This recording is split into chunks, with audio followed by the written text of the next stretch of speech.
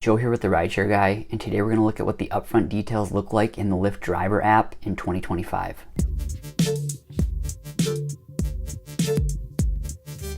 Alright, so let's just jump right in.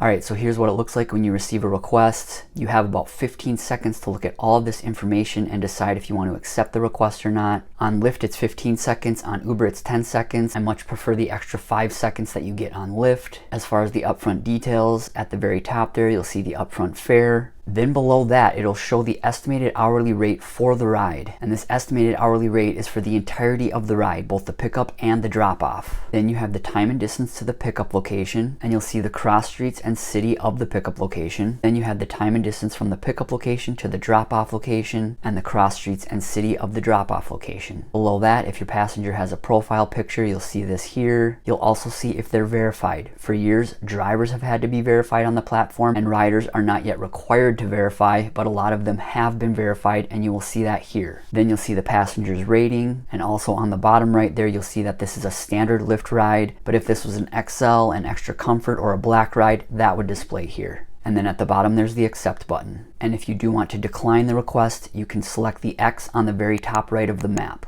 Now, as far as the map, the pickup location is the purple outlined circle, and the drop-off location is the pink outlined circle. And you'll also see the recommended route to the pickup location, and from the pickup location to the drop-off location. There's also the back-to-back request upfront screen. And a back-to-back request is a request that you will get while you're giving your current rider their ride. And you'll see pretty much all the same information, except on the map you won't see the pickup location or the drop-off location.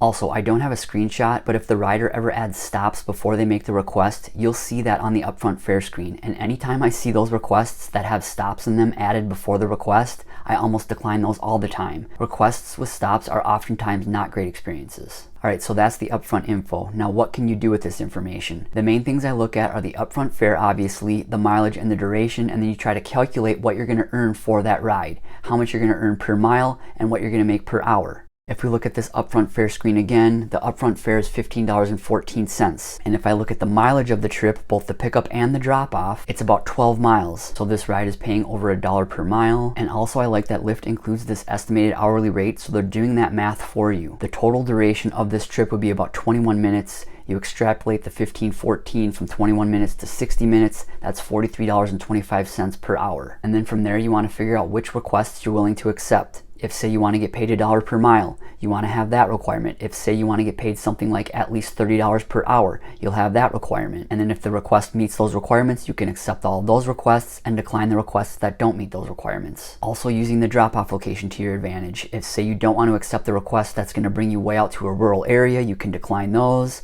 If you want to accept requests that are only going to bring you near downtown populated areas, you can accept those. But overall, compared to Uber, the Lyft upfront fare screen is much better in terms of the information that they provide and the duration that they allow you to accept the request. On Uber, it's 10 seconds. On Lyft, it's 15 seconds.